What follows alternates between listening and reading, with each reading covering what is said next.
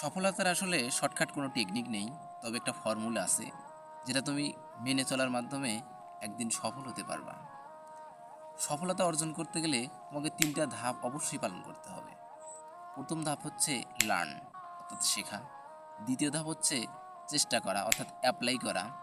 তৃতীয় ধাপ হচ্ছে ধৈর্য ধারণ করা। প্রথম ধাপ হচ্ছে শেখা। তোমাকে কন্টিনিউয়াসলি শিখতে হবে। যে কোনো জিনিস শেখার মধ্যে সবসময় ধারাবাহিকতা বজায় রাখতে হবে। দ্বিতীয় ধাপ হচ্ছে অ্যাপ্লাই করা, অর্থাৎ যেটা তুমি শিখতেছো সেটাকে তোমাকে কাজের মাধ্যমে পরিণত করা, অর্থাৎ কাজে লাগানো।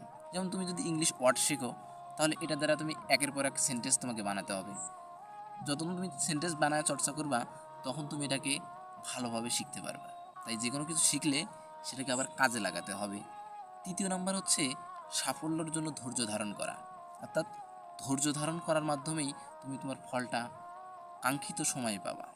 তাই সাফল্যর কোনো শর্টকাট টেকনিক নেই, তবে ফর্মুলা মেনটেন করে চলতে হয়।